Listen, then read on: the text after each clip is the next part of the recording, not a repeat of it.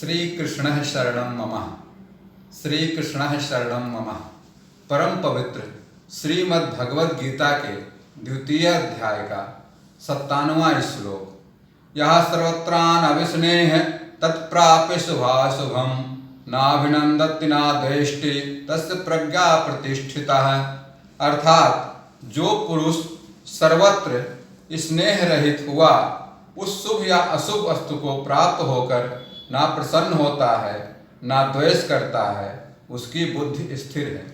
यहाँ पर भगवान वासुदेव स्थिर बुद्धि के, स्थिर प्रज्ञ के अन्य लक्षणों का वर्णन करते हैं। यहाँ पर अर्जुन से कहते हैं कि हे अर्जुन, जो व्यक्ति ना तो सुख की प्राप्ति से हर्षित होता है और ना ही अशुभ की प्राप्ति से द्वेष करता है, वो स्थिर प्रज्ञ है, वो स्थिर बुद्धि है। भौतिक दूसरों, एक बात मुझे आज के समय में आधुनिक समाज के लिए ये बहुत ही लाभकारी है। गीता वैसे तो पूरी संपूर्ण मानव समाज के लिए है। संपूर्ण मानव समाज यदि उसमें से कुछ भी सीखना चाहे, समझना चाहे, तो उसके जीवन में बहुत सुख शांति सुकून रहेगा, बहुत कुछ रहेगा। लेकिन खास तौर से यह श्लोक आधुनिक समाज के लिए, हमारे आपके जीवन के लिए बहुत ही लाभकारी है। क्योंकि आप भी जानते हैं, हम भी जानते हैं, सभी जानते हैं कि भौतिक जगत में सदा ही कुछ न कुछ उथल पुथल होती ही रहती है। उसका परिणाम अच्छा हो चाहे बुरा हो, परंतु जो होना है वो होना है।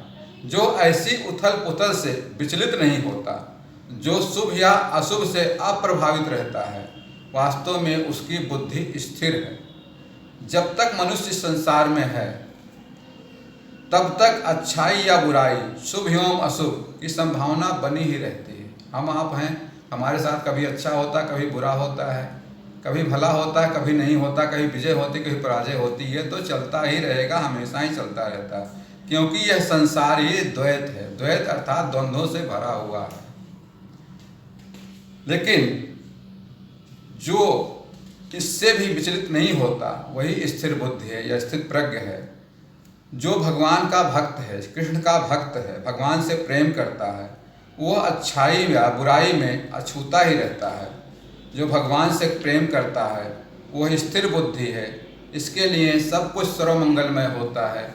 मित्रों, द्वितीय अध्याय के 38वें श्लोक में भी यही चीज़ भगवान कृष्ण ने कहा है। सुख दुखे समय कृत्वा लाभा लाभो जया जयो ततो युद्धा युज्यस्व नयोम पापम आपयसि। अर्थात लाभ हान जीवन मरण से भूल करके आपको निष्काम हो करके कर्म करते जाइए। आपको कोई भी पाप नहीं लगेगा, किसी भी तरीके का पाप नहीं होगा, आपको कोई चिंता नहीं होगी, आप सुकून से आराम से रहेंगे, प्रेम से आपका मन भरा होगा, आनंद से उल्लासित रहेंगे। बस मित्रों, इस श्लोक के लिए इतना ही। इससे आगे फिर कल मिलेंगे। तब तक के लिए श्री कृष्ण शरणं मम। श्री कृष्ण शरणं मम।